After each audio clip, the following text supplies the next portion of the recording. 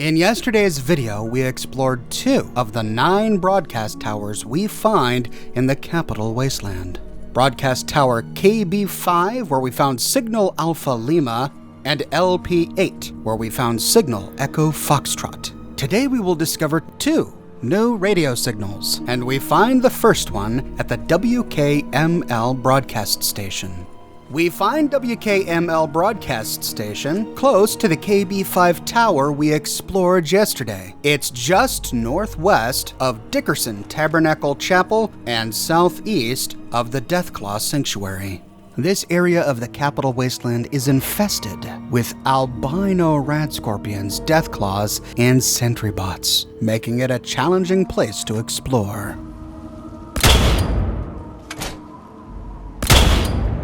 Are you fucking kidding me?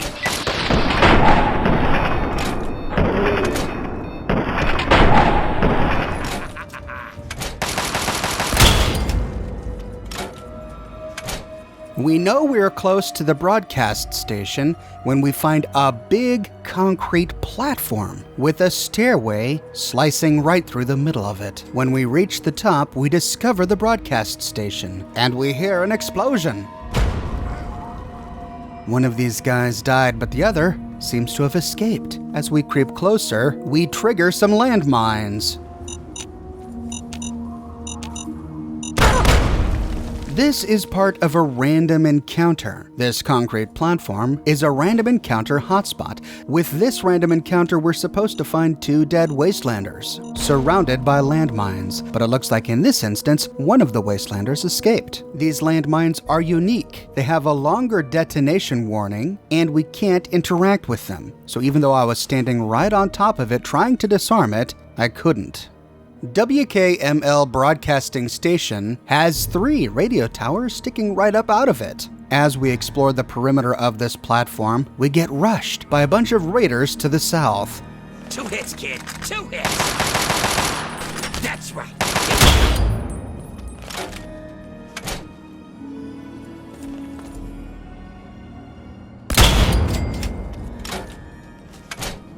That's right. Keep coming.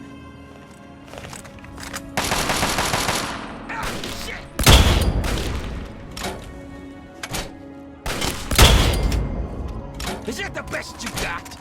Man, am I out of smokes again? When the perimeter is clear, we can finally pay some attention to the big brick building in the middle of the platform. The letters outside above the front door spell WKML.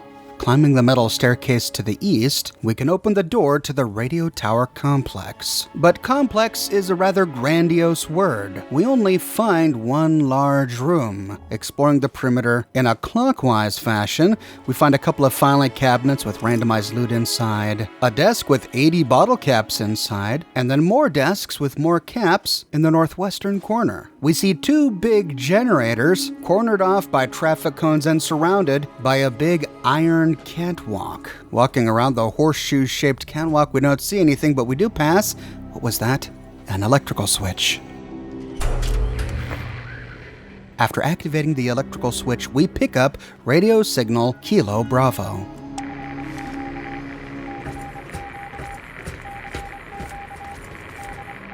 This, like the others we have found, is in Morse code, and it has a nearly identical message. Calling anyone, calling anyone, calling anyone. This is Kilo Bravo, Kilo Bravo, Kilo Bravo. Over. Kilo Bravo being this radio operator's call sign. As with the other signals, this one becomes stronger, and we hear less static as we get closer to its point of origin. In this case, the signal got stronger and clearer when I walked southeast behind the building. As I stood on a rocky outcrop overlooking an irradiated plain, the signal was crystal clear, but I did not see its source. So popping open the local map and zooming on in, I discovered that I'm practically standing on its entrance. The entrance to a sealed cistern. It must be below, so leaping on down from this pile of rock, we round a large boulder until we find a drainage gate to the sealed cistern. Inside, we find a big brick tunnel, but it's really short. We see the signal source coming from a black ham radio sitting on a table at the end of this hallway. Activating it turns the signal off. On the table, we find the Explosives Bobblehead. You've found a Vault-Tec limited edition bobblehead.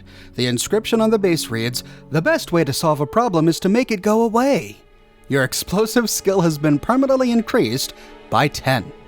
We find other riches on this tabletop, including a stealth boy, 2 bottles of purified water, some Radaway, and a stim pack. On the ground, we see a lunchbox, 1 box of .32 caliber rounds, and some Rad-X. And here we find the remains of the person who was calling for help over signal Kilo Bravo. Now, at first, it's a little hard to piece together a story of what happened to this woman. We see a big puddle of blood lying by her head, almost as if she had blown her brains out, but we don't find a gun. We did, however, find that box of .32 caliber ammunition. That led me to believe that maybe my game was glitched, so I did a little reading, and sure enough, this experience is supposed to spawn with a .32 caliber pistol by her hand. I'm betting that in my game, the pistol may have slipped beneath the concrete floor or through one of the walls. At any rate, I didn't find the gun, but a gun is supposed to be here, and with that piece of knowledge, her fate becomes clear.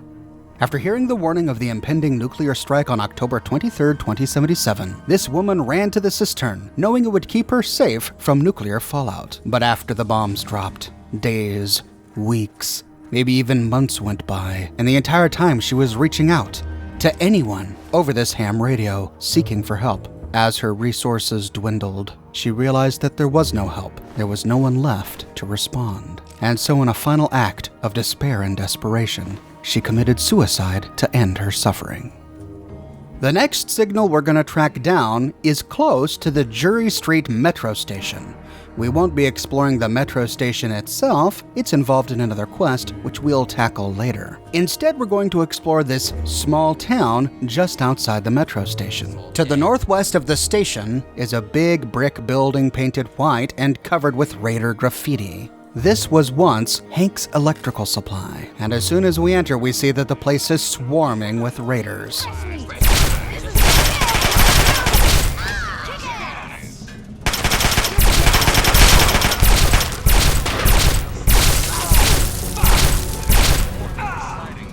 With the raiders dead, we can explore the sales floor. We see a lot of ruined appliances, including blasted out terminals, and the sales floor was separated from the employee area by a big cage.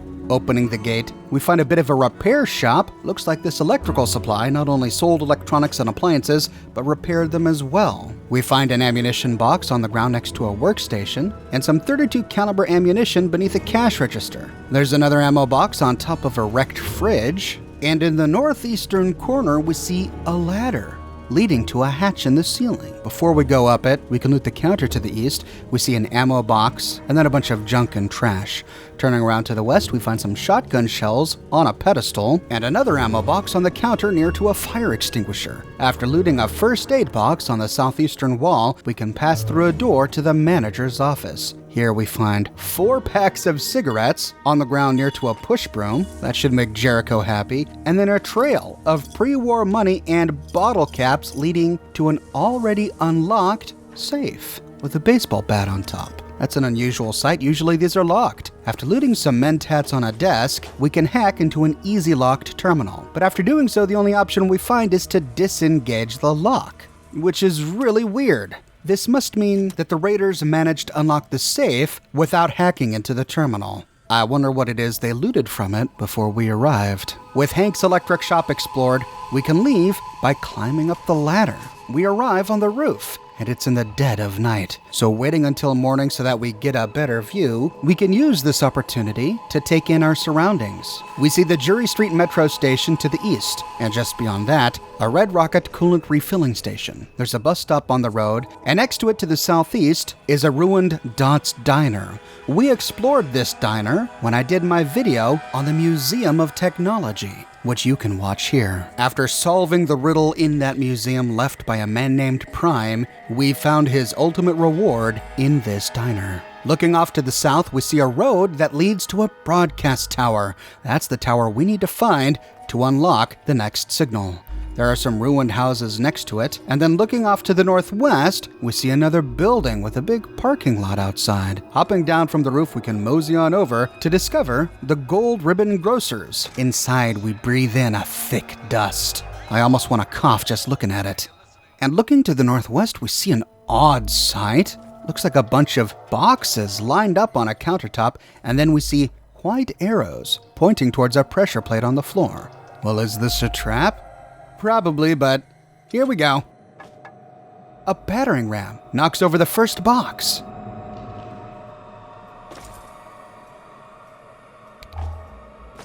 The last one drops on a pressure plate. Ooh! What?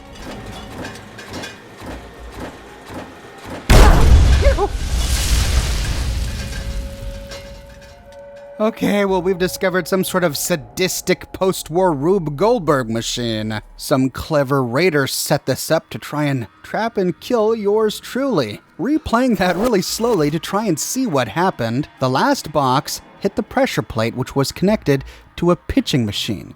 The pitching machine began to shoot balls at pots and buckets and stuff that were lined up on a countertop, one of which was a fire extinguisher. The fire extinguisher fell into a bear trap. The resulting puncture caused the pressurized extinguisher to explode. The explosion disturbed a fragmentation grenade bouquet hanging above it. This scattered the grenades, and when they detonated, they ignited the flammable gas in the air. All right, Raiders, very clever. In this line of dominoes, we find a bunch of boxes of sugar bombs. This is great for completing the unmarked quest Murphy's bombing run so that he can make for us some Ultrajet. We walk away with quite a few boxes. In the southwestern corner, we find quite a stash of loot. There are 3 missiles lying here, a copy of Nikola Tesla and You, another box of sugar bombs, and at first I thought that was it. But upon looking up, we see that these treasures had fallen through a hole in the ceiling. There looks like some sort of wrecked air vent or box that had dropped these goods to the ground, and hanging out of it is a mini nuke. But we have to jump up to reach it. Now, clearly this must have been a glitch. I believe the encounter was intended to drop all of these treasures to the ground once we detonate the Rube Goldberg machine. But it looks like something got stuck up there. I then toggled clipping to sneak on up there just to make sure everything had dropped, only to discover a copy of Tumblers Today, which didn't make it all the way down. This attic portion didn't have anything in it. We're not supposed to be able to access it without using console commands. Continuing to loot the perimeter in a clockwise fashion, we find a ruined closet with a big destroyed Nuka-Cola machine to the northwest. Turning east, we find more countertops, but they've been scrubbed of almost all the loot that was here, probably by the raider who needed those goods to create his trap. To the northeast, we see the pitching machine and the ruins of this generator that has exploded. And then going behind the counter past the bear trap, we can loot some mentats on the floor before looting a first aid kit against the wall. There are a few bottle caps lying on the counter next to the cash register. I'm honestly surprised these are still here after the explosion, which makes me wonder exactly how many bottle caps are scattered across the floor. I didn't have time to look for them. When done, we can exit back out to the Capitol Wasteland and continue on towards that broadcast tower. Heading south-southwest down the road, we pass by a number of wrecked houses. There's even a children's playground back here. We don't find a lot of loot, but this place is swarming with sentry bots. We find sentry bot after sentry bot hanging out in the outskirts of this town. We even find another albino red scorpion.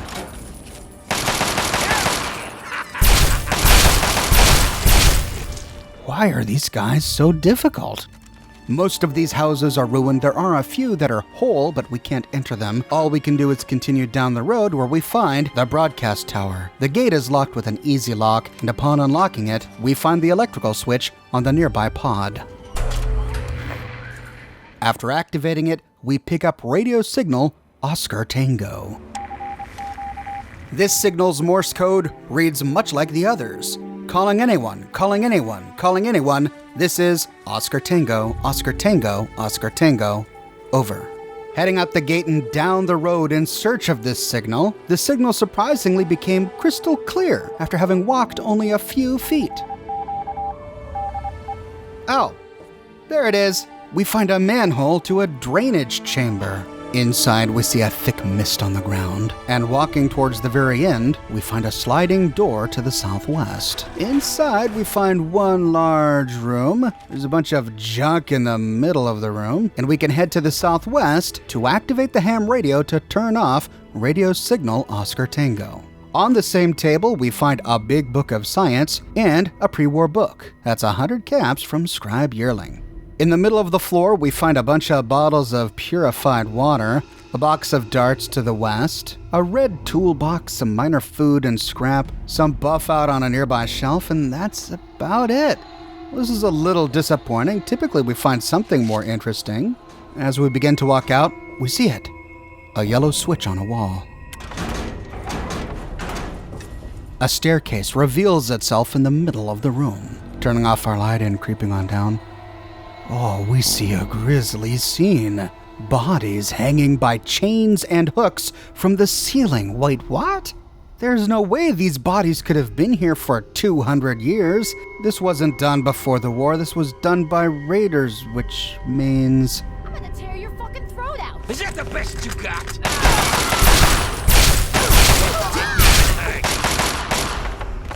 After surviving the ambush, we can loot the corpses and finish exploring this small room. Aside from a couple bottles of whiskey on the floor, we don't walk away with much. Looks like the raiders were using this room as a shelter and a torture chamber. In the corner to the west, we find a small nook which may help explain this pre-war signal. On the ground, we find two completely ruined skeletons, one of a man and one of a woman.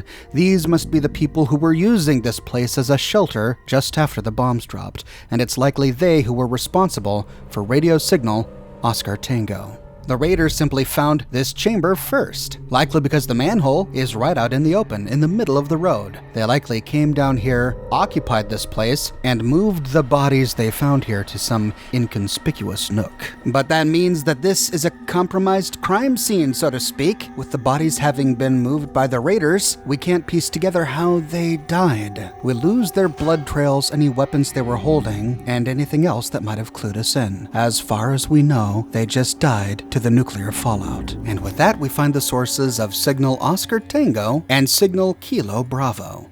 I'm publishing shorter content this week because I'm simultaneously shooting footage in preparation for a big DLC series. I'll be covering 2 of these broadcast towers and their respective radio signals each day this week until we're done. If you want to make sure you don't miss an episode, be sure to subscribe and to click that bell notification button. I've got a brand new shirt in the shop, folks. End of Dungeon Steamer Trunk. You can find the shirt in a wide array of colors and a variety of sizes. I've got a bunch of other shirts, mugs, pillows, smartphone cases, and more, so if interested, you can find a link to my shop in the description below, or you can click here. Follow me on Facebook and Twitter to keep up to date with all Oxhorn news, and if you like what I do and you want to support me in a more personal way, consider becoming one of my patrons on Patreon. But more than anything, I'm just so glad you're here watching this video with me today. Thank you so much for watching, and I'll see you tomorrow morning, bright and early, with a brand new video.